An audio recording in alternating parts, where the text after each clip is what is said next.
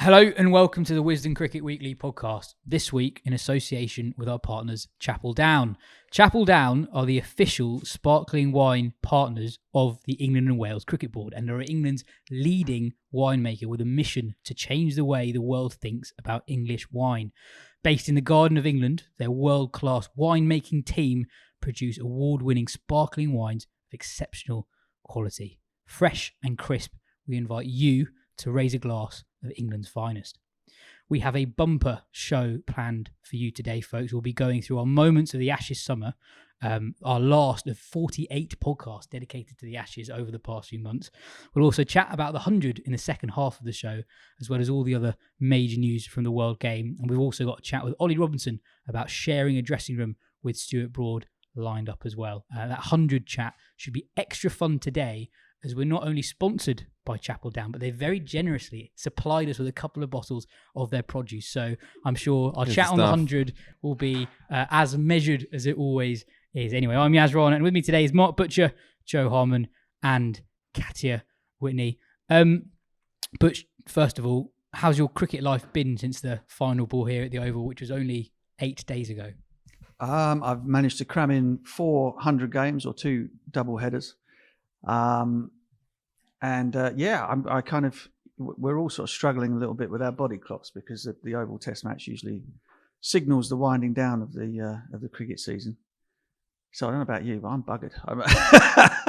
But of course, we're not even halfway through yet. A couple of one-day series to go. All of the women's games, the 100 is just into its second week. So there hasn't been a lot of time to reflect on it really, on the series and kind of just how much fun that 6 weeks was. But that's why we're here, isn't it? We'll get to it with the help of a little bit of Chapel Down juice, and everything will be fine. And it's extraordinary that we actually have pretty much as long left in the English summer as the length of the Ashes series was itself. We still got pretty much 7 weeks to go. Right, indeed, yeah. And there's no rest for the wicked. But if your thing is watching bat and ball, then you're in the right place, aren't you? Yeah, and so today we've all chosen our sparkling cricket moments of the Ashes in association with Chapel Down.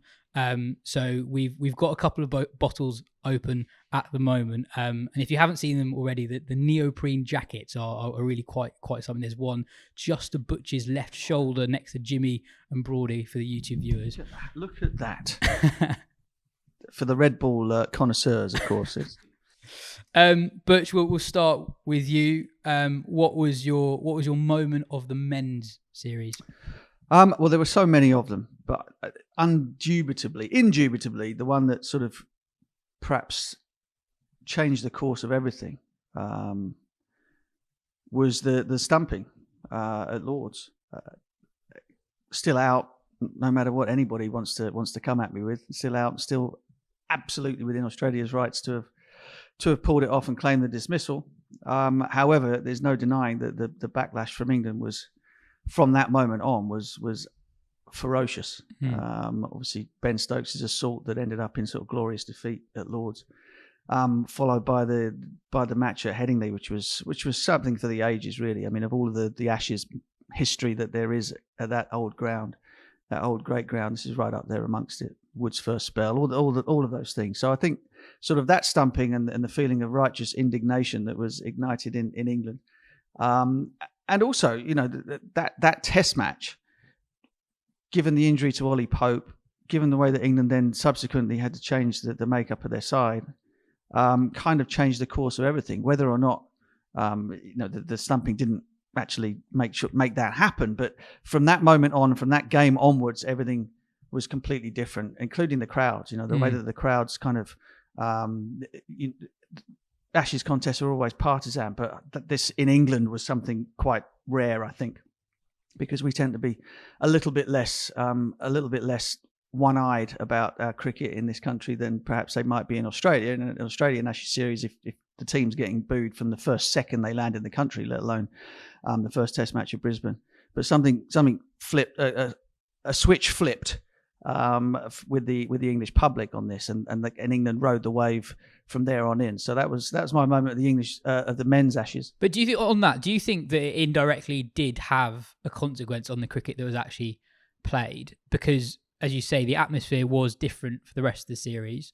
And also, we don't know how his series would have gone otherwise, but Alex Carey started the series brilliantly, and he basically didn't get a run afterwards, and his glove work was exemplary first half of the series, but really fell away second half of the series. Yeah, although, I mean, he made the one error, didn't he? He made the error at the Oval. He dropped Brook, didn't he, in the first innings? I think massive drop in the context of that game. Big drop. So yeah, possibly. I think because of the type of guy that he is. Now, everybody that I spoke to, I bumped into Andy Flower out on the park a few times before the game, and I specifically asked him about Carey. I said, "Tell me about the guy." He said, "He's the nicest bloke you could ever wish to meet.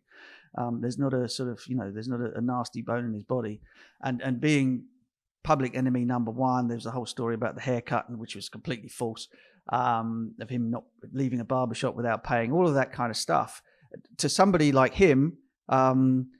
Was something that's kind of, even though he said, the team rallied around and, he'd forgotten all about it, without any question, it would have had an effect on his performances. And so, England took strength from it on Australia. There are two things that happened there. You've got the crowd turning, you've got England suddenly deciding that they were going to go even harder than they had done before and feeling sort of justified in doing so because of the episode. But you also had, notwithstanding the stumping, you also had the Australia kind of having reached a bit of a peak, and then as the sort of World Test Championship and the fact that their summer had been already a tough Test match longer than England's, they just started to get a little bit weary. And when you're chasing leather to the extent that they did, despite the fact that they bowled less overs than England throughout the course of the series, they started to wilt a little bit, probably by the end of the Headingley Test match.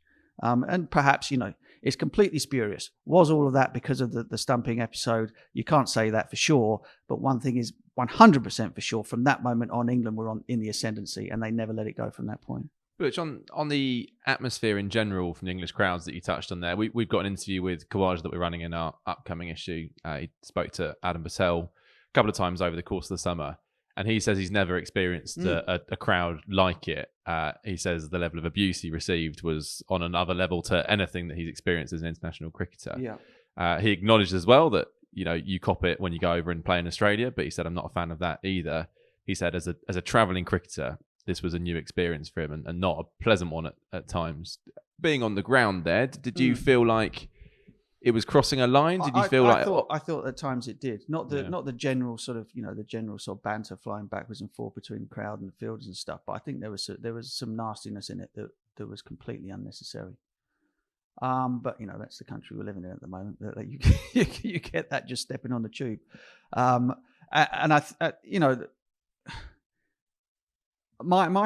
called it out on commentary actually, that kind of things had kind of gone beyond what you would imagine to be just the normal banter between English fans and Australian fans and their players, and people would come back and say, well, that's what you get when you go and play in Australia. And I'm thinking, well, that doesn't make it right. I'd like to think that you could behave better than Bay 13 or Brisbane or whatever it is. But look. It doesn't justify that sort of behaviour whatsoever. All I'm saying is that moment, and you're asking for a moment, that moment changed everything in terms of the series. England turned whatever they needed to turn to kind of to draw more out of themselves. The funny thing was that in the first two Test matches they lost, and we went into this in great detail at the time, was that England had kind of had big moments where they were very much on top in both of the games that they lost. So when you asked me last week on the pod about who do you think was the better side overall, I said England, without doubt England, because even in the games that they lost, they still had plenty of moments of dominance in those. And then when things turned and they then became sort of, they learnt from being on top and giving it away, and they then got on top and did not give it away again. The whole idea that they're blasé about the whole thing and would just go out there and tee off and do whatever they were going to do regardless of the situation is nonsense. They're a professional cricket team led by a bloke in Ben Stokes who loves winning, so there was no way that they were going to, having made errors and gone 2-0 down, that they would do the same thing again given the same opportunity to be on top, and that's what happened. So over the course of all 5 tests, England, in my mind, and this is not a partisan thought at all, were the better team.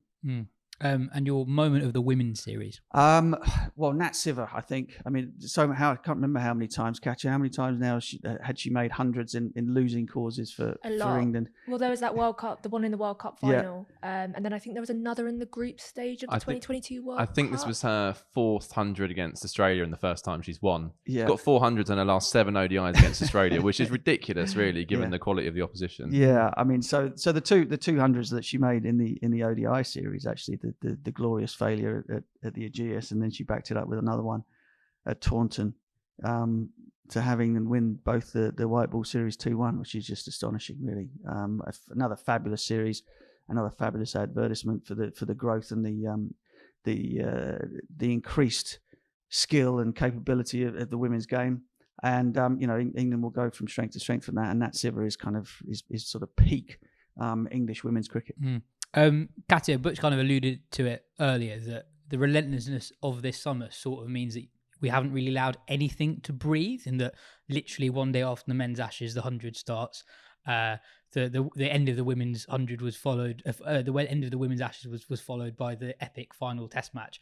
Do you think we've really appreciated just how impressive an achievement it was from England to come back to level the series, get those 2 white ball series wins after they lost a Test match that could have gone their way as well? I think after Taunton, there was people recognised just how much of an achievement it was, but like you said, it got so quickly overtaken by what was happening in the men's series.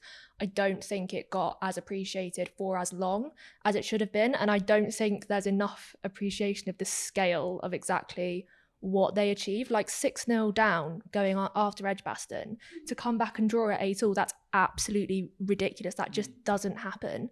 You talk about the men coming back and possibly winning it 3-2. I know it was 2-all in the end, but what the women achieved is just as big, if not bigger, than what the men achieved, because there were so many more opportunities for them to mess up. White ball games are much more of a lottery. You don't always have the best side rising to the top and winning like you do in a Test match. There was so many opportunities for them to slip up, and it took them until Southampton when they did slip up. And even when they slipped up there, it was by such the finest of margins, like they were still in it at the last ball.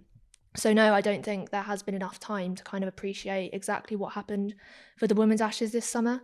And that's not to say that the women's Ashes wasn't, marketed or given the right conditions to thrive. It's just a scheduling thing that kind of, it's a bit of a shame. But I really think the women's Ashes held its own this summer, and it's not a surprise that the women's Ashes held its own. We've seen time and time again, when women's sport is given the right conditions, it will thrive. And that is what we saw this summer. It's just a shame that the schedule was so packed that there was no room to reflect and appreciate exactly how big a series it was. I mean, you had a particularly busy week when you went from Edgbaston to Trent Bridge for back-to-back Test matches. Yeah, well, I went from Edgbaston, 5 days at Edgbaston, arrived back in London at 1:30 in the morning, came here, went to Trent Bridge the next morning, came back straight to Lords the next day, I think it was. Yeah, so not bad. I think Katya's absolutely right on the scale of the achievement, and it has potentially got a bit lost because the cricket's come so thick and fast. But I think we all thought the men's series would be kind of nip and tuck. Some of us had 3-2 Australia, some of us 3-2 England, but it was all kind of in that ballpark where I think there was hope that England might get something out of the women's series, but really it was much more hope than expectation. And then when you go 6-0 down, there was a point where I was like, God, are they even going to get a point here? We could do with some rain here to get a point on the board, because actually this could be quite embarrassing. Yeah, we had that discussion the day after the Trent Bridge Test in here. We were saying, are they actually even going to win a match in this series? And that was the day or two days before they lost to Edgbaston. And it seemed like a genuine possibility that this would be probably the most dominant Ashes that Australia had. And it's amazing it didn't turn out like that. And to see Australia rattled like that, I've not seen that in a long, long time. Also, they didn't have Meg Lanning there, but they haven't had her in recent times as well. She obviously took that break from the game, and they were suddenly, under pressure in the field. Previously, wholly reliable bowlers were sending down wides and no balls, and that was the effect of the way that England were playing and coming at them. It was a really, really great series. It all happened so quickly. We're talking about the men's series happening so quickly. The women's was over and done in a flash, but that just doesn't detract from the entertainment that was on offer. And Joe, your moment from the men's series? My moment from the men's series kind of follows Butch's, really. It was the introduction of Mark Wood at Headingley, and specifically his first over. It was the whole mood. Butch talks about the mood of the series changing at Lords, but this was another development of it, because we'd seen Josh Tungle bowl quite nicely at Lords, but we had that kind of same old argument. The English pace attack looks a bit kind of one pace. There's not much raw speed in it. Australia is starting to look quite comfortable. I think it's easy to forget now how England outplayed for large sections of that Lord's Test. Stokes' kind of latest miracle knock kind of flattered England slightly, I think, in that game. And then even at Headingley on day one, Broad obviously got Warner early, first over. And then it started, that outfield was lightning fast. Australia looked quite comfortable, got a few boundaries away, and it felt like, oh God, are we here again? And also at 2-0 down, you think if they win one here, then, this series is over, basically. And we've hyped it up for about a year or 3 years or however long. And then Mark Wood comes in and, 91 miles an hour straight away. He's up to 94, up to 95, 96 by his second over, straight into it. And I think Ben said at the time, actually, there was almost like a silence in the crowd because it was such a dramatic passage of play. It was kind of breathless. And suddenly Australia were on the back foot, quite literally. And then I think it was in Wood's fourth over that he flattened Khawaja's leg stump. Up until that point, Khawaja was just looking so at ease with everything, hanging back, and then just leaning forward on it and sending the ball to the boundary. And suddenly against Wood, he looked late on it. It was just a bit too quick for him. And from that point on, quite a few Australian batters who looked very comfortable suddenly looked hurried, understandably so. The bloke's bowling 96 miles an hour. And Woakes was quite right that Woakes took the Player of the Series award. He was consistently fantastic since coming in. But in terms of a game changer, Mark Wood absolutely fulfilled that role that we hoped he would. Obviously with the ball, but also with the bat as well. I mean, that kind of joyously wild innings that he played. Well, that sort of changed the mood of that innings in a similar way as his spell with the ball did. Yeah, absolutely. And Mark Wood, in some senses, was kind of pre-Bazball. Like, he's always played cricket with a smile on his face. He's always enjoyed it, whatever the scenario. And he's had more reasons to grumble than most, given his horrendous injury record.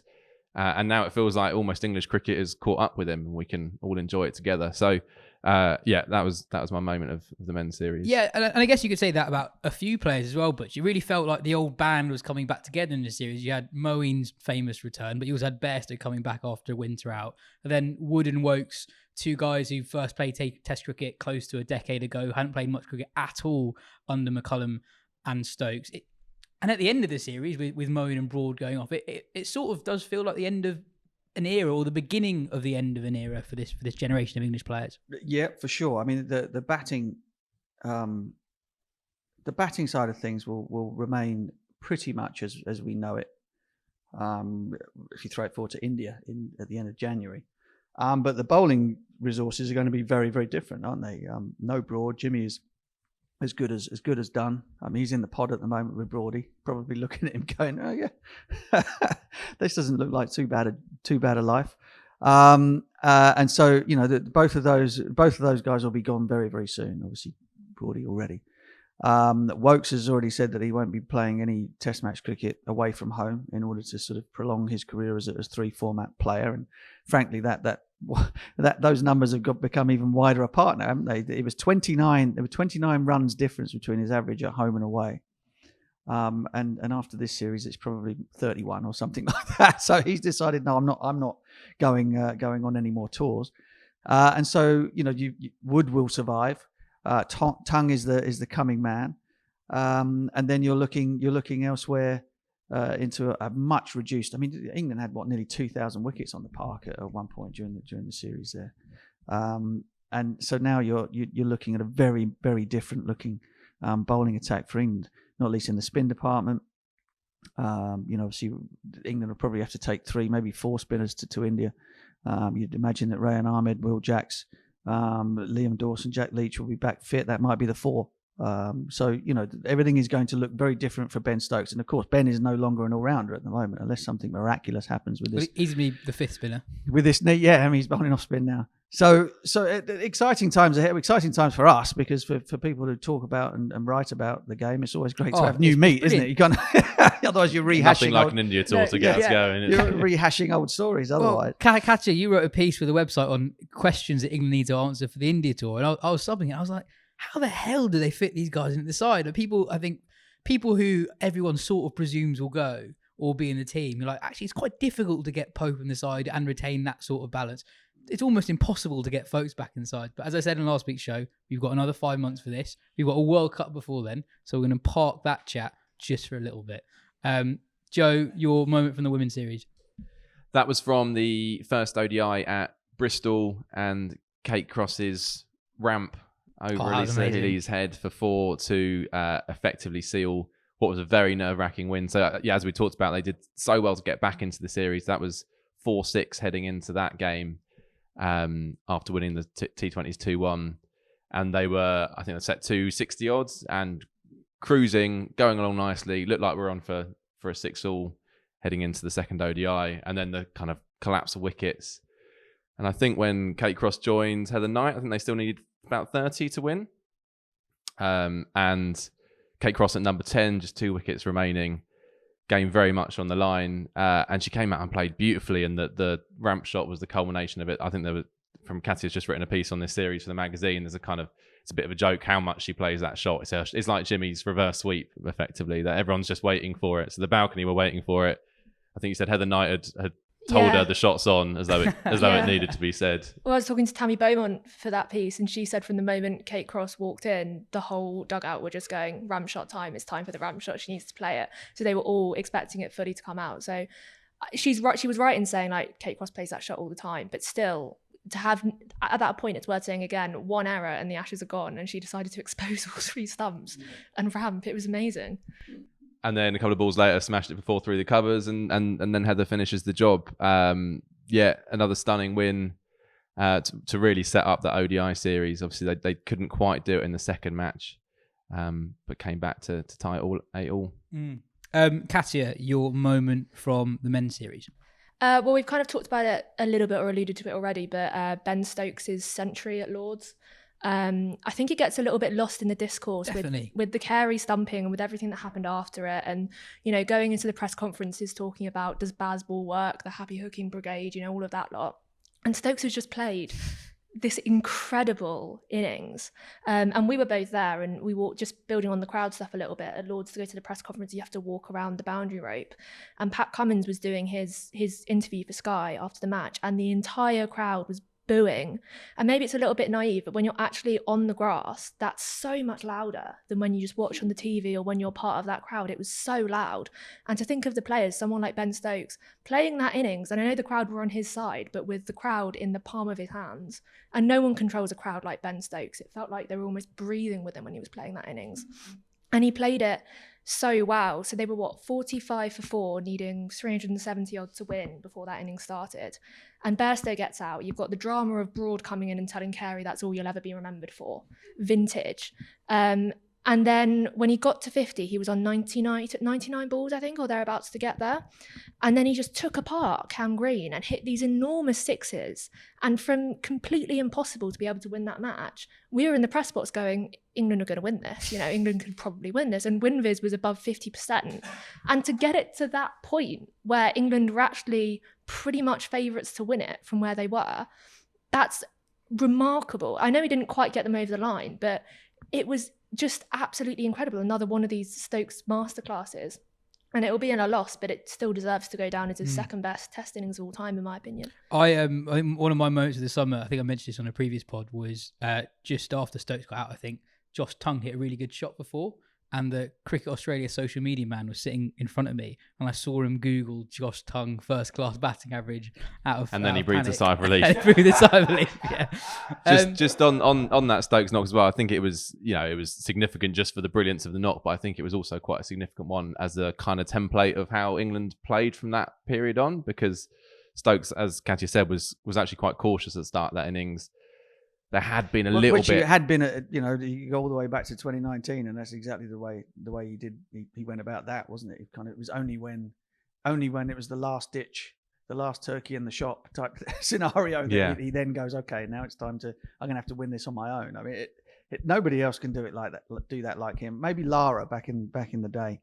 He was kind of was capable of kind of winning an impossible run chase by himself. But it felt like maybe some of his teammates thought, well, maybe we don't have to go out and hit every ball for 4 in the first half hour, because if you stick around, it gets a bit easier after that. And not that England's change of approach was drastic, they still stuck to the kind of the principles of baseball, but it did feel like there was a bit more of a thought process, maybe a little less bravado, and a realization that actually Australia's bowlers were that good that it was worth sticking around for as long as you could, whilst playing on the front foot and playing aggressively. Yeah, definitely. I think we talked about it quite a lot after both the first two test defeats, that I think the winter went to their heads when there were more extreme situations that maybe dictated a more extreme approach to the bat. That's not how they got their success in 2022. No, because the winter was about time. The winter was about time. None of the test matches, barring Old Trafford, of course, were subject to running out of time. So you did not need to be as dramatically aggressive and risk taking in either of those first two test matches, because you were not running out of any time. You know, there were in the Headingley test match, we'd finished with a day to spare. We crammed all of that cricket in and still had a day left. You know, we did. We did. Yeah, have we a day did. left, yeah. Sorry, I had to check myself there. It all happened so fast. But you know what I mean? So the Pakistan approach was entirely justified because you're playing on pitches that require you to go mad. And with always losing time at the end of the day and all that type of stuff due to light. So you were always up against the clock. You're very seldom up against the clock in England. You know, it just doesn't happen. The game moves naturally. It moves faster because the pitches do a bit more. The bowler's a bit more in play. And so there are times when actually using a bit of time is actually in your favour. I mean, you're probably going to get onto this, but I just wanted to make a huge mention for the two lads who opened the batting for England during the series. I mean, you know, Zach has had his issues, had problems, and we kind of, in fact, knowing that he was always going to play just meant that it wasn't a talking point anymore. It became moot to even mention his name in terms of selection. Not on this podcast, it didn't. Well, no, I mean, I don't think I said that. I don't think I thought that he shouldn't play because I knew he was going to. But the interesting thing for me was the changes that he made technically, which kind of meant that he was no longer a walking wicket to the sort of like the foolish ball outside off stump. You know, he basically got his weight a little bit more forward, got the head leading a little bit more. And then went out and did what Zach Crawley does. In Australia, did not bowl particularly well at him. However, geez, he played well. And Ben Duckett was fabulous. The pair of them, so difficult to bowl at because they're contrasting styles. And, you know, they deserve an enormous amount of credit for the runs that they made in that series. Well, I think it's telling today. I remember Phil writing a piece on the kind of the big questions before the Ashes series. And one of them was like, will an opener score any runs at all based on what we've seen in recent years? And today, Phil was interviewing Duckett and Crawley as a joint interview as the cover story for our next issue because, you know, Duckett's numbers don't jump off the page particularly. Crawley's do. But for them to have had that impact as opening batters in this country is huge. And over the last, decade, really, is almost unprecedented. Yeah. And also a reminder that cricket is more than just competing philosophies, that actually you do need to be technically at your best as well. It was a series of vindications, but just going back to Stokes, but did you feel vindicated by the question you asked Stokes at the end of the 2022 summer where you asked him about his own game and then for him to have the summer he had now with the bat? Yeah, absolutely. I mean, the thing is, the things that they say in public and the things that they do behind closed doors are genuinely not the same. And I completely understand that because, I think they're playing, or Stokes and Baz are playing a game with the minds of their own team, and they're kind of not all that bothered about what people say on the outside. So they might say, "Oh well, after the first two defeats, we're not looking at that. We only look forward." Bollocks. That's just nonsense, because they were not as harum scarum. They kind of realised. I think they understood after the first two Test matches, whether they will admit it publicly or not, that they actually had the measure of Australia. Now going out there and being completely reckless against a team you think you can't beat is kind of okay. I kind of get that, but once they realise, well, hang on a sec. Well, if we'd played just a fraction smarter in those first two, we would have beaten them.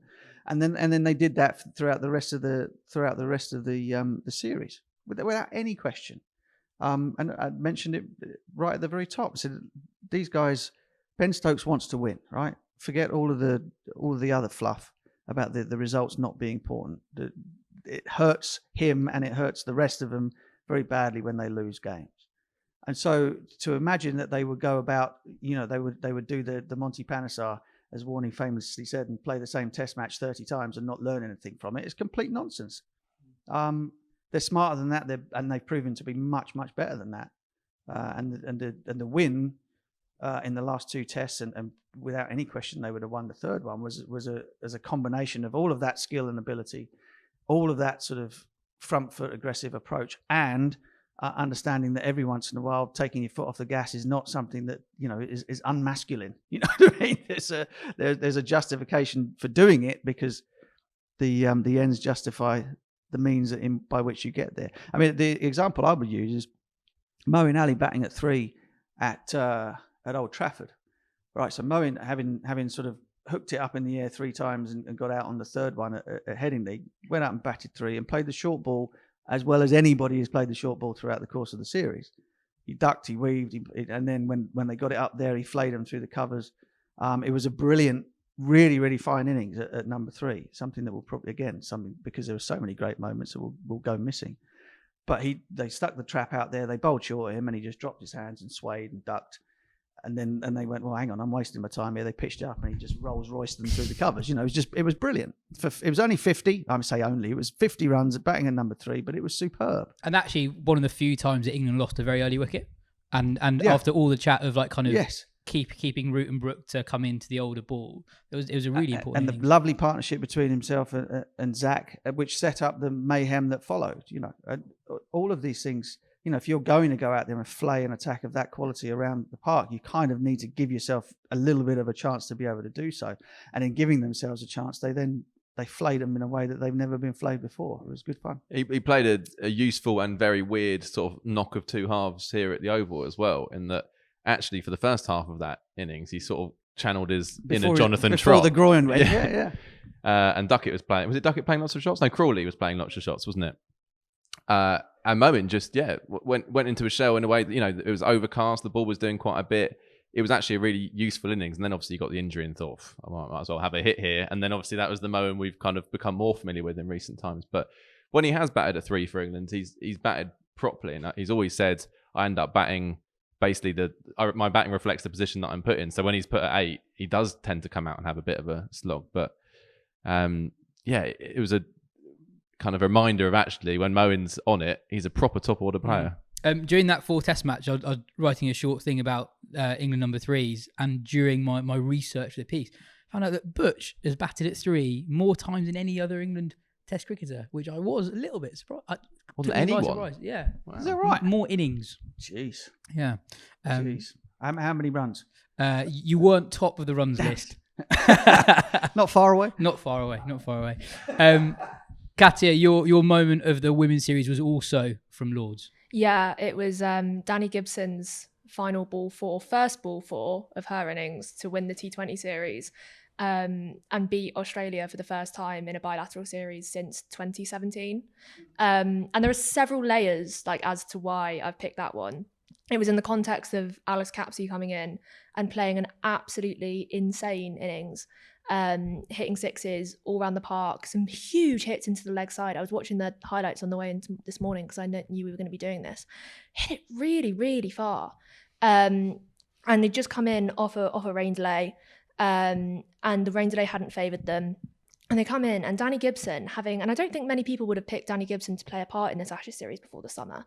And she came in, and she'd faced 3 balls in international cricket before, and she reverse swept it for 4, the final ball to win the series. That's absolutely insane. And more than that, once Alice Capsey had got out, Heather Knight and Nat Sciver-Brunt at the crease, the powerhouse for England, been there, done that, done everything. They got out within 2 balls of each other. And normally you'd think 2 off 8 balls, that's sewn up, that's done. But against Australia, who inflicted so much pain against England and everyone else over the last 5-6 years, you were still kind of thinking, oh, no, they're going to screw this up, aren't they? They're going to find some way to mess this up. And seeing someone so young and so inexperienced come in and do that, it just really signalled the shift that had happened. And they just played the game here at the Oval as well, where they'd played an amazing game, but that still very much felt like a one-off. Whereas at Lords, when they won that one, it felt like there was something that was happening. I don't think anyone could have predicted that, the ODI series. Well, maybe they could have, but it was still against the odds for the ODI series to go the way it could go. But it felt like it was possible.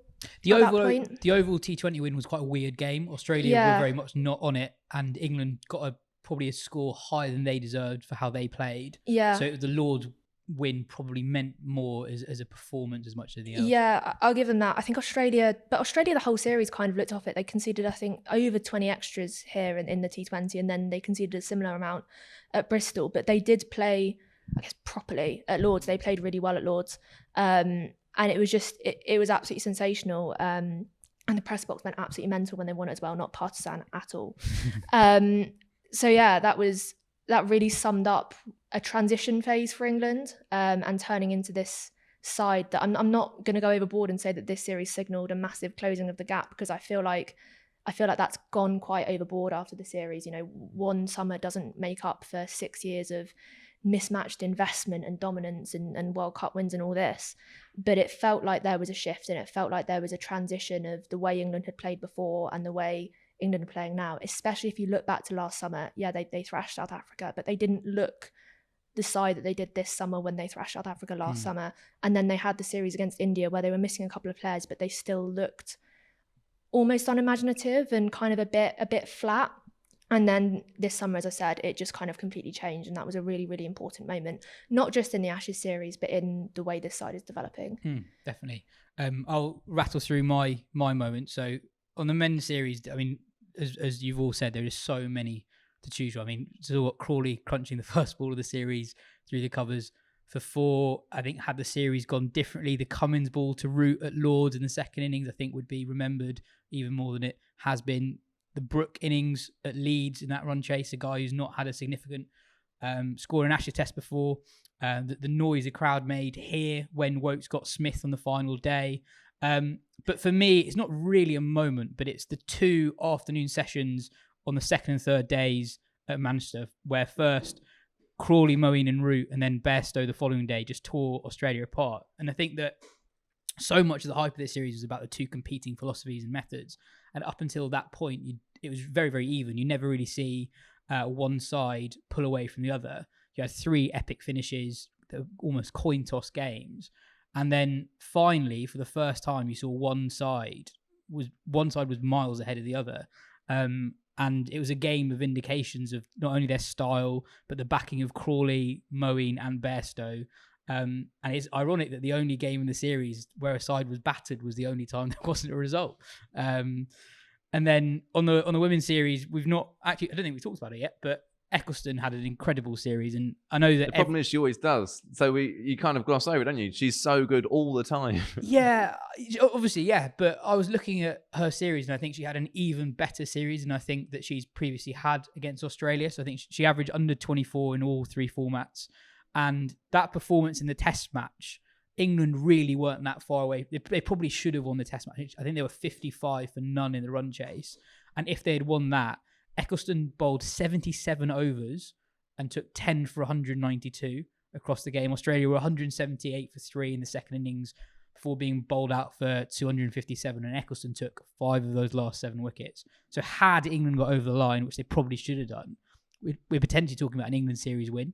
They shouldn't have been chasing that many. Yeah. That on the evening of day 4 when they came out, and Australia had. It was a very slender lead, was it? Was it that way round, Katya? Who had the lead first innings?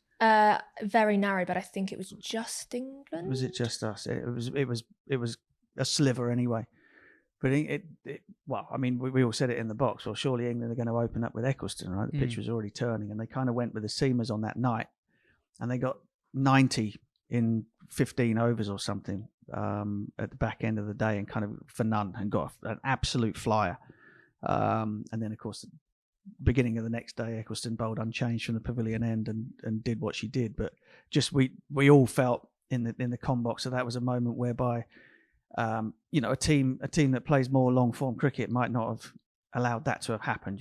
Would have realised just how important any sort of lead was at that particular point, and with a pitch taking turn. And in the end, it turned out that was a pretty significant little head start that they gave Australia on that night because, I mean, Ecclestone was fabulous. Yeah. Just on those Ecclestone overs, another detail that came out of that Tammy Beaumont interview was that on the morning of the final bit of Australia's second innings, I think it was, that when she'd bowled, it must have been over 60 overs at that point. Heather Knight came to her and said, "It's okay if you're done, basically, it's okay." And Ecclestone said, "No, I want to keep bowling. I want to keep going."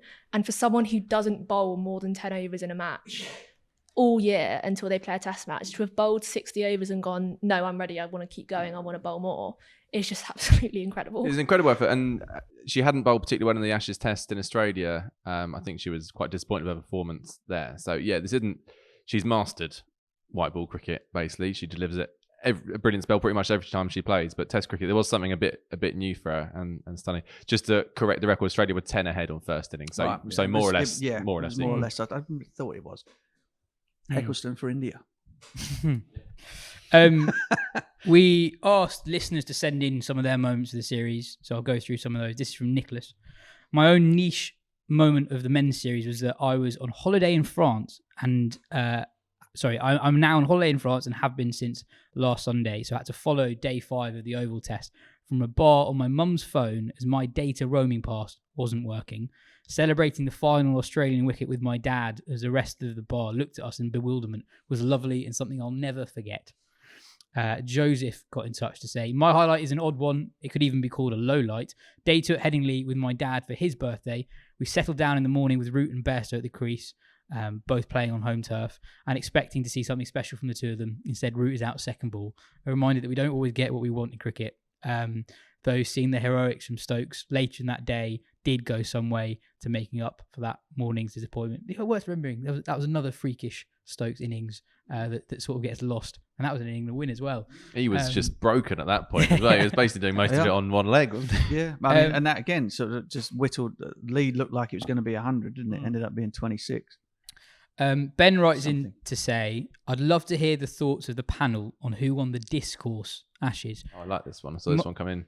My view is that this is another whitewash for England, with Nathan Lyon's recent comments about Bazball being smoke and mirrors after he went at an unprecedented economy rate being the icing on the cake. They seem desperate to dismiss Ollie Robinson as a medium-paced trundler, yet only Mitchell Starc took more wickets at a better average for Australia. Even the normally imperious grade cricketer seemed completely rattled by England, speaking of the country as one homogenous moaning block, when in reality they just meant Piers Morgan. There was a bizarre suggestion that England were unhappy with the rain at Old Trafford and were moaning about it, yet all the messages from the England camp seemed peacefully philosophical, given the weather is not something that we control in this hemisphere. There are many other examples, but I'd love to get the panel's thoughts. And am I right in saying the discourse Ashes was a complete whitewash? Joe, was the discourse Ashes a whitewash? It's hard to judge, isn't it? But I feel we were comfortably ahead. Yeah, I was just trying to think. I don't think England win the discourse Ashes after Lords. Is that the discourse test at Lords? I think Stokes and McCullum in particular actually saying that he wouldn't have a beer with Australia based on what happened. Yeah, that was a win for Australia, I thought. That wasn't great. I mean, Cummins been asked if he felt that England had the momentum, and you said no, and they were like, "Why?" It was 2-0, which I thought was a fair response. Really, there was also, I mean, from TV point of view, there was the KP going waxing lyrical about Joe Root and Australia having no idea what to do against him. Ricky just turned around and said, "He's out, mate. He got 40." just shrugging his shoulders. I think that must have been Lords as well, was it? So there were some good moments on both sides. Also, Mitch Marsh is great value, isn't he? He's a cricketer I really like, and because he's always done so well against England, I've struggled to understand that.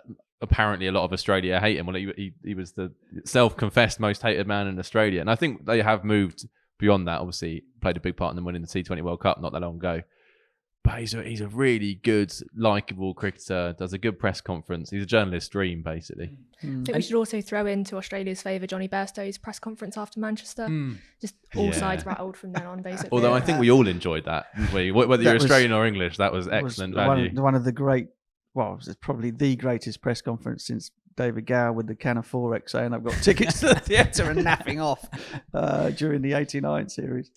Worth mentioning that since last week's show, England have been docked an extraordinary 19 of the 28 World Test Championship points that they picked up during the Ashes due to their slow over rates. Now, Australia, who are also very slow, were only docked 10, but that's largely because of England's fast scoring. So if you're bowled out in under 80 overs, the other side can't be done for slow over rates. Isn't that Usman Khawaja's fault? That? It is because partly... he managed to parlay some sort of reduction in the amount of overs, thinking that it probably wouldn't come back to haunt you, but in baseball it does because they don't bat for very long. Correct. And funny you mentioned Khawaja, actually, because his reaction to this was brilliant. So he tweeted in reaction to Australia being docked 10 points. He said, "We didn't even get the chance to bowl in the second innings at Manchester due to 2 days of rain." And I'm pretty sure he's the only Australian in the world who wished they had 2 more days at Manchester. I think England would have been pretty happy to get those 2 days back and give Australia a chance to claw those overs. Even if the rain hadn't come, like, under no assumption would they be bowling at England again. So, you know, it's not even just the rain. It's a fair point. I don't know how much we collectively care about this either, but that 19-point penalty could have significant implications for England's World We'll Test care at some Championship. point. I'm not quite there yet. Ben's definitely there.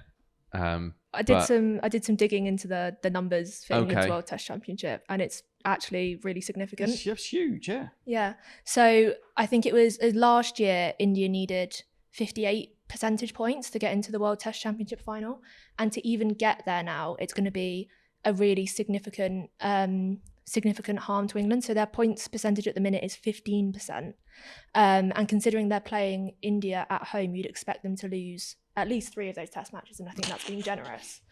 And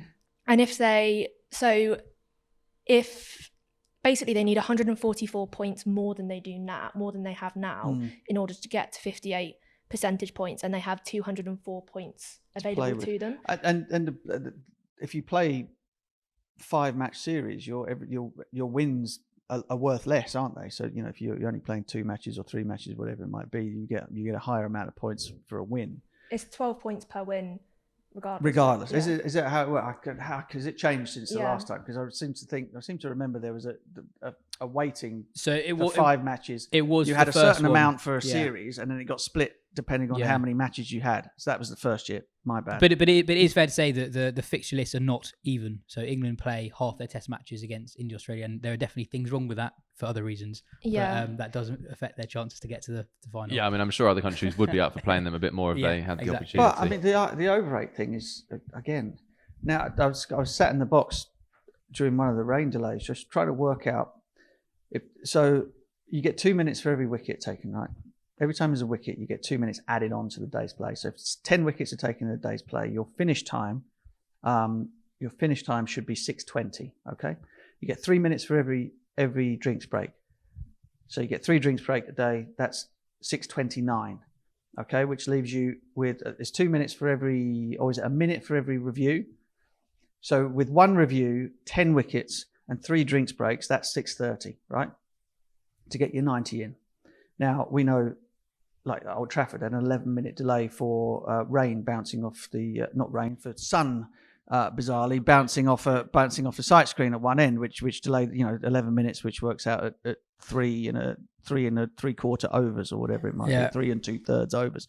So with all of the allowances that there are, if wickets are taken during the course of a day, it's very, very unlikely that you're going to get all 90 overs in. Very unlikely. And I'm not making excuses for the players here, but what I'm saying is that given how the allowances work and given the amount of action that we've had over the course of these days' play, you're not getting 90 overs in the day unless you play until they're done. All right? That's just a fact. There's nothing you can do about that. So the issue always is that teams, say for example, the first hour of a game of cricket, right? Generally speaking, your 2 opening bowlers bowl for the first hour, generally. Teams will kind of dawdle and only bowl 12 overs in their first hour. So they're already 3 overs behind after 1 hour of the game. Well, I used to think when I was captain, first hour, we pretty much know what's going on. There's not going to be too much happening in terms of field changes. We try and bowl 16 in the first hour. Just rattle through them as fast as you can and give yourself a bit of chance to slow things down as the day goes by, rather than try to gather them back in again by the end of the day. And until such a time as getting your overs in becomes actually a part of the day's play, as opposed to something that's incidental and gets worked on backwards, you will never ever get the amount of overs in countries whereby you're bowling a lot of seam. That's it. You can't have a universal way of sorting this out, because in other countries they go off, they get the overs in because they're bowling a lot of spin. You see what I mean? So the rules would have to be different depending on which country you were playing them in. So it's really, really tricky. I don't have an answer to it, but I do know that if you already know that you're going to be losing points, then you've got to do your damnedest to try and get the overs in some way or another.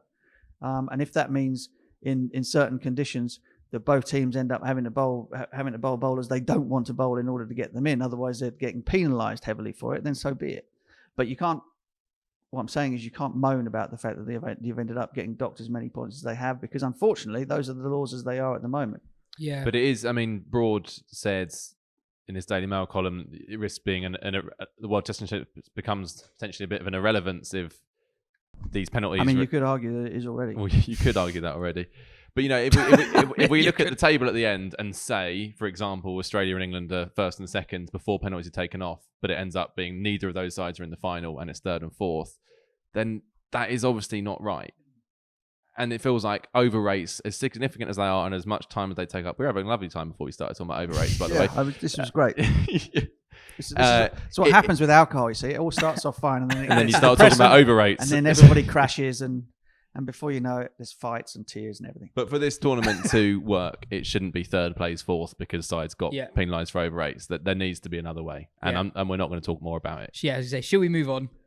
So David's moment of the series was that it was when the women's side won at the Oval, swinging the momentum for the rest of the series. He said, partly because I think we can all agree that the Oval is the greatest stage of cricket anywhere in the world, partly because the game ebbed and flowed dramatically across all 40 overs, and partly because I took a very old friend of mine who is naturally prone to cynicism about many things, including cricket, but basically had nothing better to do, so agreed to come along. I spent the game feeling like an expert, explaining every permutation. It's taken a few years, but I can at last claim to have some sense of authority when talking to an absolute newbie about cricket. But mostly this was my moment of the Ashes because my friend's parting shot to me was, that was a genuinely enjoyable experience. Job done. Isn't that lovely? Before we continue, a major podcast announcement. Drum roll, please. On September the 7th at 6 p.m. in London, we'll be hosting our first ever live show. Butch will be there. Ollie Robinson will be there. The show will be in two parts. There'll be a drinks reception at the start and a meal that are both covered in the price of your ticket. There's a lengthy interval where, if you really want, you'll get the chance to meet some of us. It's quite an intimate venue, so I'm sure tickets will run out pretty quickly. I'm sure it'll be a really fun evening. The link for tickets is in the description below. And as I said, the main ticket includes a curry and some drinks. Our host, by the way, is the charity The Passage, who we will be raising funds for. The Passage works towards a society where street homelessness no longer exists and everyone has a place to call home. So a cracker of an evening and a worthy cause to get behind. Next up, Ollie Robinson joins the show.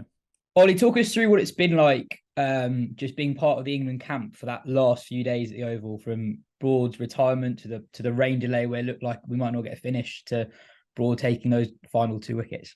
Yeah, I mean, it was a pretty special week, special few days for Broad in particular and for the team. I think obviously with the rain Sunday, sort of losing a lot of overs to that, it put everyone on an edge a little bit. We were obviously desperate to draw the series, desperate to send Broadie off in that manner. But once we started that quickly on the Monday, we felt like we were always going to get the job done, I think, even with the rain delays around. So it was a really special week for everyone involved, for the team. All the playing staff and the medical staff have been with Broadie for a long time now. I think he said that in his interview, that it was nice that he could finish playing having known this group for quite a long time. So yeah, it was really special and really just amazing to send the legend of the game off in that way. Obviously, we all spoke about Manchester a little bit as well and said what a shame that was really for the series. But for the team to get the series back to Tool and dominate the last few games, it was great to see, and it's going to give us a lot of confidence going forward. How did Stuart tell you guys? When did you find out for the first time? What was your reaction when you found out? So he told us Sunday morning. He started off by resigning from PIG, which is a keepy ups football game that we play. He was chairman, would decide who got the letters at what time, and if there was sort of any disagreements, he would be the last say. And he started his retirement chat to the dressing room in that way, saying that it's been a long time serving you boys playing PIG, and we were like, I think a few lads thinking, what is going on here? And then he got round to, and this is going to be my last day of cricket, and we were like, right, this is what it's about. And it was just I think a few of us sort of welled up a little bit. It was sort of not overly expected, I suppose. I know there was a little bit of chat about it before with him, Baz, and Stokesy, and seeing if he fancied carrying on. I think a few of us are hopeful that he would carry on, but he's adamant that he's very happy, very content with the decision, and he's going to be missed a lot by the whole dressing room. Yeah, absolutely. So that was the morning of the day that you guys piled on like 318 a day, pretty much. Yeah, I think it's day Saturday morning, wasn't it? Yeah, day 3 morning. Yeah. No, that's cool. I mean, so obviously you played a lot of Test cricket with Stuart. He often gets talked about as someone as a great thinker of the game, and he's tinkered his own game a lot over the years. He's played Test cricket for 16, 17 years. What's he like? Almost as a bowler to learn from, who's making their way in Test cricket for the first time. I think he's very unique in the sense of he's not a huge trainer. He's not someone like Jimmy who tries to perfect his skills every day at training. He's just someone that really thrives on the big occasion and gets himself going as much as he can for those big moments in games. So I think he's almost taught me a different skill set to Jimmy. I think his competitiveness, how he thinks about getting batters out. For me, he's been crucial in bowling around the wicket to left-handers. He's obviously probably the best in the world at doing that, and he's taught me a lot of things to do with that, and I've tinkered with it a lot as well. I remember last year I was coming from sort of narrower in the run-up around the wicket to now pulling myself wider, and that's all work I've done with Broady.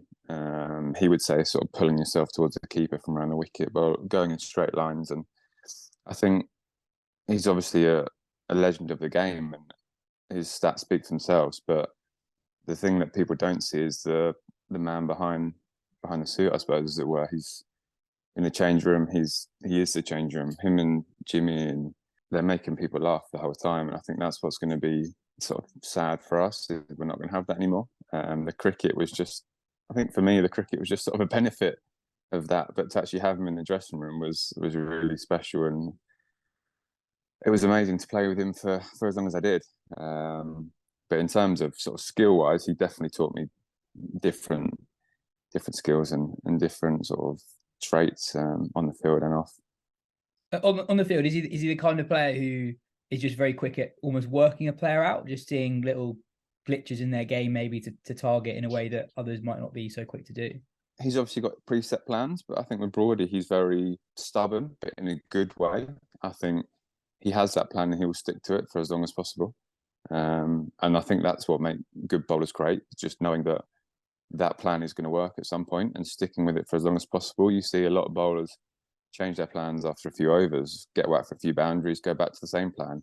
And I think with Broady and Jimmy as well, they definitely are stubborn in their own way and stick to what they believe will work. And I think obviously history would say it's worked pretty well for him. So that's something that I've probably learned from him as well.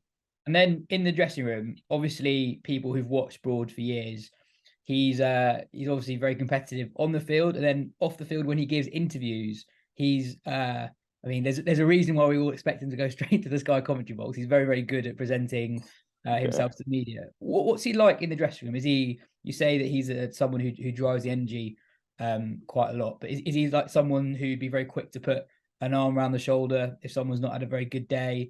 What's he like in terms of as a teammate and as a friend, I guess, above being a cricketer? For me, he's I'm very close to him, and I think any problems that I have, I go straight to him. I go straight to him, go straight to Jimmy. They're sort of the two that I will always go back to. Cricket related, personal life, anything, and they're very good at dealing with it. They've both been through almost everything you can think of, I think, in their careers. And Broadie's someone that maybe he's not the most emotional character sometimes, but you know that he cares because of the effort he puts in around it. And he'll I've spoken to him about a few things, and we sort of had a conversation, and I wouldn't hear from him, or we wouldn't talk about it for a few days, and then he'd come back to me a few days later and would say sort of, I've been thinking about this, and he does think about things that you tell him or things that guys have told him quite a lot, and keeps providing good feedback and that positive energy, I suppose, that he has around you as well. And I think the thing that I love most is his dry sort of witty humour that he has. He's very quick. Anytime a batter comes in from being sledged or anything like that, he's very quick to sort of jump on the wit, and quite a dry sense of humour. It's just sort of funny to be around. Between him and Jimmy, there's some quite dry humour in the dressing room. Yeah, I can imagine that he's an amazing person to just walk onto a cricket field with, knowing how competitive he is, knowing like if there's any moment or anything, like Broad is going to have everyone's back, and that's like so obvious. Yeah. I think we saw that with Johnny Bairstow's run out, didn't we? Yeah. Broad was straight on the field. There wasn't a better man suited for that occasion than Broadie, just giving it to all the Aussies and telling them that's all they're going to be remembered for. And I think when he came in at tea, Ruti said, "You are literally the perfect guy for this occasion," and he just got stuck into them, and it was all over the media after, and we were laughing about it for days. But yeah, he's just such a good competitor, and like you say, he'll always have any players back on the field and off the field as well. Going back to day 5 at the Oval, obviously there was that stuff in the Australian media about the two teams not having a beer when Australia expected to have a beer and all that. So, but obviously you guys stayed at the ground for a very long time. What were you guys doing together? Were you acknowledging the retirements of Stuart and Moeen? Was it from the outside you were a very close group, and was that quite kind of a special time to just reflect on a kind of mental 7 weeks? Yeah, it was. I think end of a series always sort of key and special times for us as a squad. We probably had an hour to ourselves after the game, where it was just the players and medical staff team and coaches, and then we had friends and family in for probably an hour, and then I think it would have been about 9:30, 10 o'clock. We sat down as a whole group and sent off Broadie, Mo, Steve Griffiths, who was the physio, and gave our thanks really, and went around the dressing room speaking about our times with them and what it's meant to play with them. Jimmy spoke really well about Broadie. Wokesy spoke really well about Mo, and it was just really sort of those special moments that I think Baz and Stokes are really keen on. They're keen on the memories, not necessarily the cricket, and I think those couple hours were sort of times that if you asked a lot of the lads, they wouldn't forget in a hurry. What was the mood like in the camp in terms of viewing the series? Obviously, you guys played some amazing cricket, came back from 2-0 down, but ultimately Australia retained the urn. Was that something that you guys were talking about over the course of the last 48 hours or so?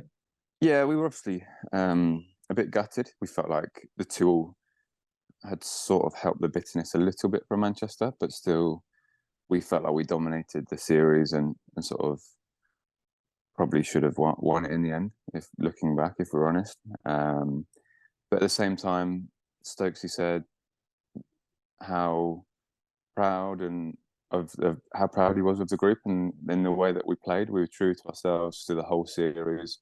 We went 2-0 down against the number 1 team in the world, the World Test Champions, and we stuck to our guns and probably came out even harder in a few games. And I think that's testament to Ben and Baz and the way they want us to play, and it's testament to the boys to keep sticking at it and playing that way.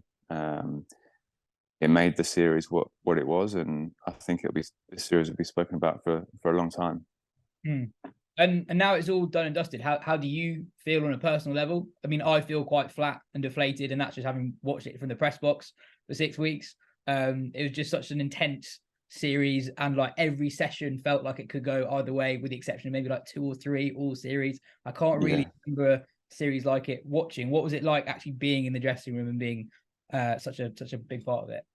Yeah, it was amazing, really. I think it was everything I thought or expected it to be. I think as a 13-year-old boy watching the 05 Ashes, it was everything I thought it was going to be. It lived up to every expectation I had and every moment that I imagined. I think for me personally, it probably didn't go exactly how I would have liked it to go. Obviously came in with the foot injury and was probably a little bit rusty, and then obviously the back spasm at Headingley. But I think as a group and as a spectacle, it was unbelievable to be a part of. I said it in one of the columns before. I've had friends message me that have never watched cricket, and they're loving every bit of it. And to me, that's part of the reason why we play. It's to put bums on seats and make kids want to grow up to be us. And I feel like this series has done that really well. Before we get onto the 100, Gulliver's Sports Travel are inviting you to explore India and experience the ICC Men's Cricket World Cup this October and November. Be part of the action with one of their tours that includes guaranteed official tickets, accommodation, stadium transfers, flights, and more. To find out more, visit their website, gulliverstravel.co.uk, or call them on 01684 878 937. The 100 is underway. It started less than 24 hours after the final Ashes test finished. We talked about its place in the English summer for a bit on last week's show, but a week or so into the competition, I've really enjoyed the cricket. But you've seen a lot of it, and I've seen a few people on Twitter say, "Oh, there's no difference to the Blast," which I don't buy at all. I mean, like yesterday in the Manchester-Birmingham game, you had Josh Little, Richard Gleeson, and Jamie Overton all bowling high 80s MPH, 90 mile per hour against Smead, Livingston, Duckett, Moeen, Jamie Smith, Shadab Khan. The cricket has been really good, and I think one thing I really like is that it puts focus and attention on players who otherwise don't get that much of it. So Richard Gleeson is a guy who's played a bit for England, but he's probably not going to play for England again. He bowls 90 miles per hour. He might play 2 or 3 games on TV without the 100. On Sunday, Sky did a long section with Rana Southby, the keeper for Southern Brave, who had an amazing game. He's a brilliant keeper. That's the kind of attention for non-England players that doesn't exist otherwise. And the end product, for all the arguments around the 100 that we talked a little bit about on last week's show, the cricket has been really good so far. Yeah, and I can stand up for it in such a way that the only comments that I've had around the 100 on the games that I've commentated on have been centered around what we call the 5 over blocks, sets, bunches, whatever you want to call them. People are still getting the knickers in a twist about that, but not mentioning the cricket at all, which kind of says to me that part of it's okay. All of the other arguments still apply. August being taken up by it and it alone. The change of format, is that really necessary? Probably not. But the cricket and the fact that the teams are very well supported, which I think was the argument against. The strongest argument against was that people wouldn't be able to get behind the Oval Invincibles or Manchester or whatever it might be, Manchester Originals. And I think that's proven to be false. I mean, the amount of merchandise and sales, and again, you could say, well, if they'd have marketed the Blast in the same way over the previous 18 years, then we'd be in a similar position. But the fact of the matter is that they've done what they've done, and it's kind of working. How it ends up looking in 2 or 3 years' time, nobody knows. But one thing is for sure, that it's sort of proven that there is a market there for something like this in whatever form it takes going forward. And the fact that, as you rightly say, you're pitting the best players that there are against one another much more often than happens, and the general quality of the squads is much higher than you would have in all of the Blast across the Blast. It's not always true of every team, because of course there are exceptions. Somerset lose a hell of a lot of players, Surrey lose a hell of a lot of players, Lancashire, etc. But But across the board, you've got the best playing against the best, and that's always been the point and the draw of any of these sort of franchise tournaments. Just need a bit better weather, don't we? That's kind of the long and the short of it is a bit more sunshine and a bit less of this grey crap, and everything will be a damn sight better. Katya, we were talking about Rana Southby yesterday, and for people who didn't watch this game, so Southby is a specialist keeper. She bats 11 or 10, and she was brilliant. If you haven't seen the highlights, go search them. They're on the hundreds social media channels. She took 2 stumpings and 2 very good catches in this game. And we were talking about this yesterday, and you made a point about why the women's game might produce actually more out-and-out specialist keepers to the standard that Southby is at compared to the men's game, which I thought was really interesting. Yeah, I think there's just a difference in what female wicket keepers are just expected to be able to do compared to what men's wicket keepers are able to do. So you turn up at a women's club game or a women's county game, you're expected to be able to stand up to the stumps against the seamers. There's no real possibility that you're not going to be able to do that. And standing up to the stumps, someone who's bowling 60, 70 miles an hour, that's pretty tough. And they're able to do that. And then they also go and play men's cricket and boys cricket and whatever else. And they get that practice against them in different forms of the game. And it really helps build that basic skill set and just reaction time. Like, you look at the reaction time of some of the keepers in the women's game, it's absolutely insane. You've got Amy Jones, who's a phenomenal keeper. You've got who's keeping Tammy Beaumont away from the gloves as well, and you watch her keep and she's really, really good as well. And you've got Rana Southby, Ellie Threckeld. These are really good keepers. And they're more than worth their place in the side just for their keeping ability alone. Because in the women's game, it makes so much of a difference to be able to stand up to stumps and take those stumpings and have that reaction time than it does in the men's. And there is that kind of room, not at international level, but at domestic level, there is that room to be in the side just as a specialist keeper rather than having to bat as well. I spoke with Charlotte Edwards. I know Rihanna anyway because she does some work for me at my coaching business with SEG. So I'd met her and seen her practice, sort of followed her on Instagram and watched the way that she drills and all that kind of stuff. And I spoke to Charlotte Edwards, obviously the coach of Southern Braid, beforehand, and just said, "Is it all right? She'll be okay coming over and doing this?" Yeah, she's brilliant. She's a wonderful kid. She works unbelievably hard, and she's worth her weight in gold, even though she's not a keeper batter, simply because of exactly what Katya's saying is that we need her to stand up to all of our bowlers. We haven't got anybody bowling 80 miles an hour. Her standing up and being able to keep batters in their crease, to be able to catch everything, take everything, stump batters off seamers and spinners, is more than worth having her bat at number 6. We've got other people that can cover that. So in the women's game, that it's a very, very different role and promotes specialism in a way that it doesn't in the men's. Well, it's not that long ago that you had Michael Bates doing a very, very similar thing for Hampshire in the Blast. He batted 9-10 when Hampshire were winning Blast titles. Yeah, and just what Butch was saying there, that kind of reminded me of Jack Russell, who he was a decent batter. He didn't bat 10 or 11, but in that Gloucestershire side that won so many trophies, they didn't really have fast bowlers. They'd had a whole host of very, very good canny seamers, and he stood up to pretty much all of them, apart from maybe the new ball John Lewis he would have stood back to, but otherwise he'd be right up. And he kind of managed the game. He would kind of orchestrate the whole thing, which you can do standing up in a way that you can't if you stood 20 yards back. Yeah, but I think the 100 particularly really highlights that there's a temptation to see the women's game as almost a mini version of the men's game, or as parallel with the men's game, when actually there's significant different skill sets in most roles that you have to fulfill. So you look yesterday, Fee Morris and Sophie Ecclestone took 9 wickets between them. Fee Morris the first 5 from the women's game. The way spin is used in the women's game is significantly different to the way spin is used in the men's game.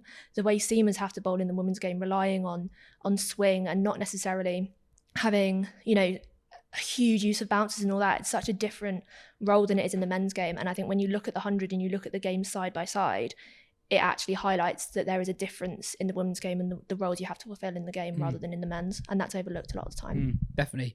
The One Day Cup has been going on in the background, but I get the sense that the sides are slightly stronger this year. Fewer players are on breaks. Katya, one team that has done pretty well so far is Durham. Alex Lees is in the runs again. Talk us through. I guess Alex Lees has had an amazing summer, but his peak has been whilst the Ashes has been going on. So it's lost in a way that had he done this in April or May, all the attention would have been on him. Yeah, so I actually spoke to Ryan Campbell a couple of months back about Alex Lees, and he said that he was getting frustrated before the Ashes because he was consistently reaching 50 and then getting out. But since the Ashes have started and kind of from the Lord's Test onwards, he's scored like 4, 5, hundreds in his last 6 first-class innings, including 2 in one match. In the last one, he was on 65 not out when the rain washed out the next game, and he scored them incredibly quickly. And then against, I think it was at Hove last week in the one-day cup, he scored 144 or something when Durham scored 420 odd. It was their highest ever 50 over score, wasn't it? Yeah, I think it's the 4th highest Royal London one-day cup score ever. No, and the highest for anyone not called Notts, basically. So yeah, it's been really impressive. And I think he wasn't actually that far off playing for England this summer. And if you think about if they'd had to balance the side in a different way, if they couldn't have relied on Moeen at 3 or they didn't want to move Ben Stokes up for 3, I don't think he was that far away from breaking into that top 3. And you made the point earlier today that England were really impressed with him over the winter. When he went on that Lions tour and really worked on his game after being dropped. And it felt at the end of last summer that he wasn't, while he was dropped, it wasn't a you're done forever. It was a, we see something we like and you, we like the way you play the game, but you're just not there yet. And he's gone back to Durham, and Durham's the best place in the country at the minute to try and break your way back into the England side because of the way they're playing and they're scoring their runs so quickly. And he's really, really capitalised. And he's on a really, really good run. And it's pretty good to watch. I watched a fair bit of that 100 at Hove last week, and he didn't hit any 6s in the innings. He just hit 4s and ran the 2s, and it was a really well constructed innings, and it looked pretty authoritative as well. So elsewhere, James Rue scored his 6th 100 of the summer. I don't think a teenager's had a season like this since Hamid in 2016. So he's got 8 professional hundreds already, and he's still a teenager. 6 first-class hundreds and 2 List A hundreds, and some very respectable top-order players only score 2 List A hundreds over the course of their careers. Anyway, elsewhere, Leicester have batted 7 most of the time. Genuine all-rounder, weren't you, in the one-day stuff? Leicester have started well. They won both their first 2 games. They've only lost Rohan Ahmed and Callum Parkins as the 100 and have Hanscom and Mulder as overseas players. They beat Surrey at the Oval and then Kent at Beckenham, thrashing Kent by 264 runs. Joe, a bit of county news we've missed during the Ashes is that Jordan Cox, the highly rated wicketkeeper batter who's played a bit for the England Lions, he's moved to Essex, and that's not gone down particularly well at Kent. No, and there's a kind of sense of history repeating itself here, in that Ollie Robinson, has gone to Durham and had a brilliant season there, having left Kent because he couldn't get in as their keeper. Sam Billings, obviously their club captain. And now Jordan Cox, I don't think that's why he's left. I don't think it's necessarily because he wants to keep wicket, but he's obviously thought that his opportunities will be better at Essex than Kent. I know he was very much in demand. Tom Wesley spoke to Phil a few days ago and was absolutely delighted that Cox had decided to come to Essex, and said, that goes to show that Essex are in some ways still a small club, and they're not a test ground. You could argue unfashionable. They've not got the greatest pitch, although it's played better this year. But Cox has still decided that's where he wants to play his cricket, and that's where he thinks he can fulfil his ambitions of becoming an England cricketer. But yeah, it's bad news for Kent, a homegrown player. Billings tweeted saying he was very frustrated at what's happened, and didn't even have the obligatory "we wish him well for the future," which I'm sure he does. but the tweet wasn't of that tone, and he said that young players need to have the best possible advice available to them at this stage of their career. The implication being that he may not have had the best advice, but that's I mean, subjective. Dan Lawrence has moved on. There was a huge hole there, and Essex have filled it with Jordan Cox. I think Kent probably want to take a bit of a closer look at themselves. Well, and Essex win trophies. Essex win Rebel trophies. They're in the hunt for the championship this year with Surrey. They might not have the resources of other counties, but you can absolutely why I've decided to do that. And Kent, at the moment, the Middlesex beat Warwickshire to leapfrog them in the championship. So Kent go into their final 3 games in the bottom 2. So, Cox doesn't want to end up playing Division 2 cricket this year. So I'm sure there's a variety of factors there. But yeah, it'll be gutting. Especially, I grew up watching Kent, and this is true of all counties, but I think particularly at Kent, I felt it as well, that seeing young players come through and seeing their progress at a county is incredibly important to the local supporters. So when you see them produced, play for England Lions, and then disappear, Cox, I think, is still only 22. That's pretty gutting. Definitely.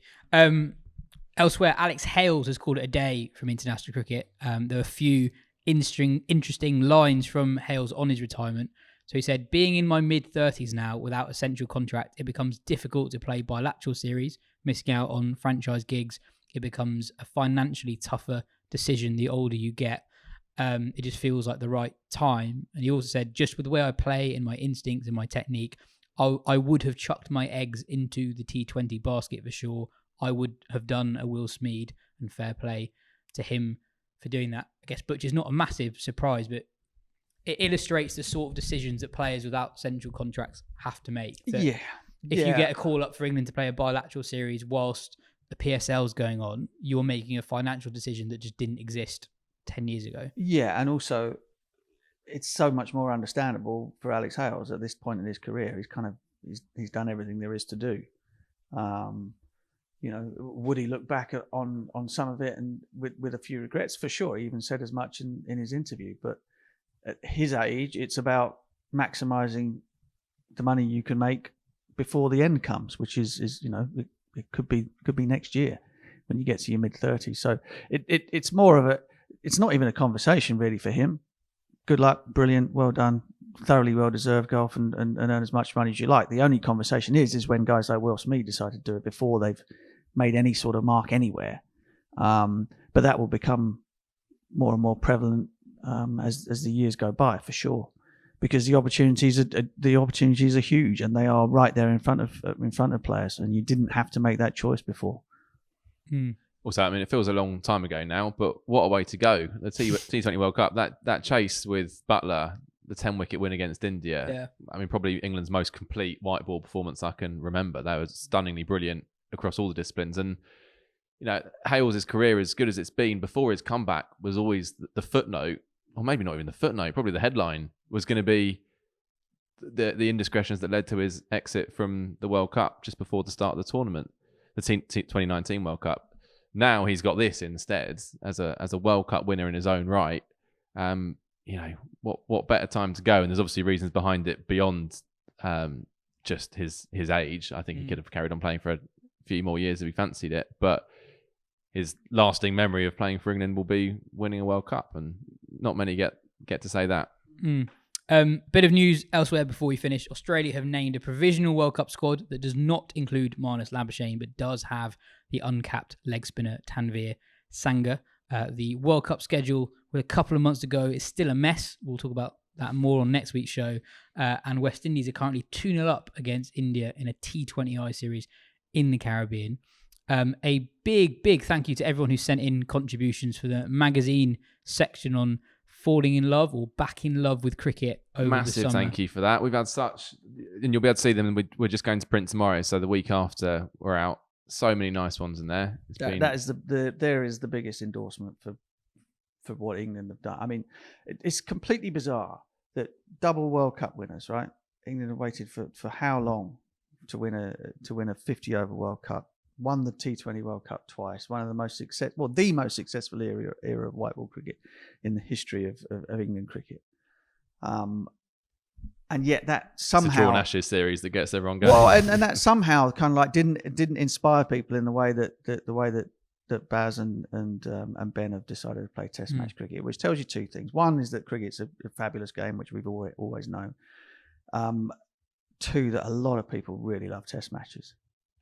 Which is something that I'm always very keen to. But somebody came to me the other day, I hadn't bumped into for years, and said, "Oh, what about this England team?" And it might have been, you're still 2-0 down or whatever it might have been, and English cricket, what a disaster, and isn't everything? I'm like, we're double world champions at the moment, and are playing fantastic Test match cricket or very watchable Test match cricket, albeit we're behind in the Ashes. The default position for people who make the odd foray into sort of seeing what's happening in the cricket is still very much that everything is doom and gloom and disastrous.